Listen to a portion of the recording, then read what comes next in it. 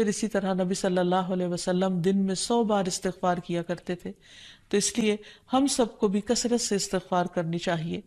استغفار بیماریوں کا علاج بھی ہے اور اللہ کے عذاب سے بچانے والا بھی، اللہ سبحانہ وتعالیٰ کی رحمت پانے کا ذریعہ ہے، اور پھر بارش کے نزول کا ذریعہ بھی ہے، زراعت میں برکت کا ذریعہ، کبیرہ اور صغیرہ گناہوں سے معافی کا ذریعہ، اچھا اعمال نامہ پانے کا ذریعہ. یعنی قیامت کے دن انسان کو جن کی بخشش ہوگی ان کو خوشخبری دی جائے گی اور ان کا نامہ اعمال جو ہے وہ بہترین نامہ اعمال ہوگا. پھر جنت میں درجات کی بلندی استغفار کی وجہ سے ہوگی.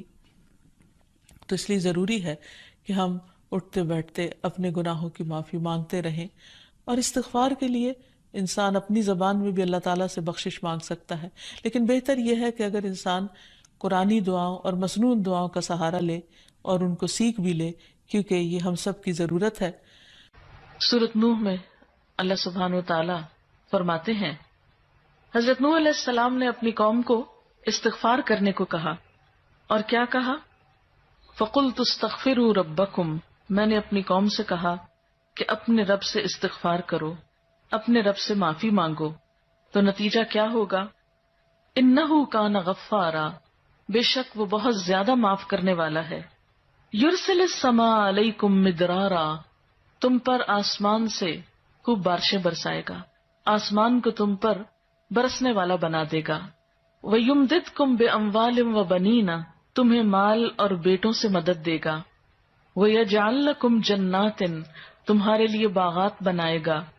وَيَجْعَلْ لَكُمْ أَنْهَارًا، اور تمہارے لیے نہریں جاری کر دے گا. آپ دیکھیں کہ ایک انسان کی خواہش کیا ہوتی ہے کہ اس کو کیا کچھ ملے، یعنی رہنے کا مقام اور حالات جو ہیں وہ پرسکون ہو.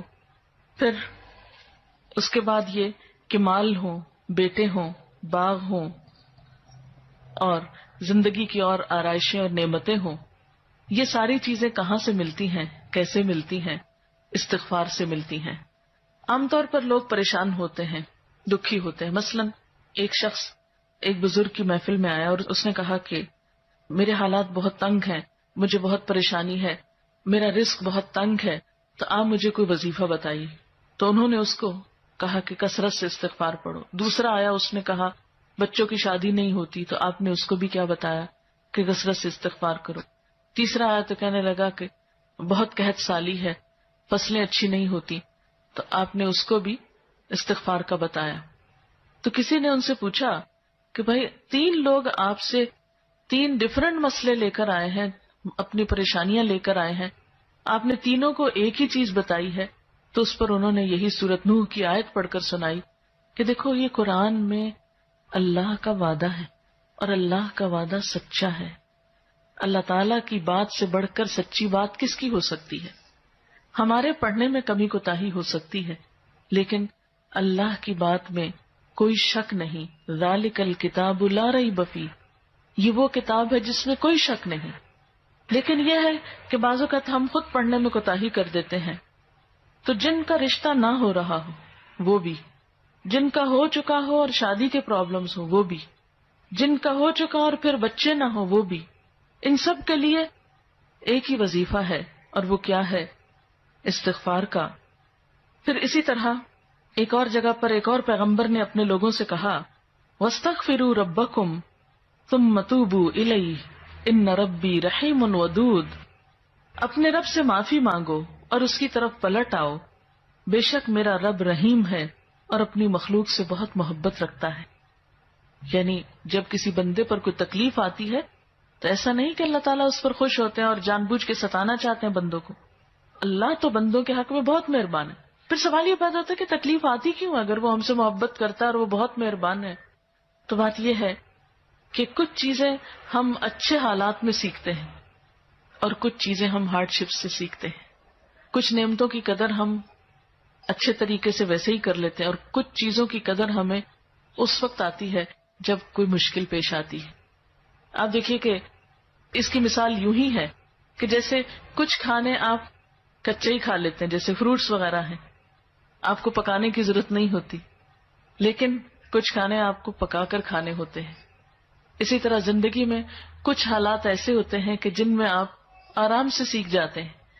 یا کچھ باتیں آپ کو بغیر کسی مشکل کے سمجھ میں آ جاتی ہیں، لیکن کچھ باتیں آپ کو مشکل آنے پر سمجھ آتی ہیں.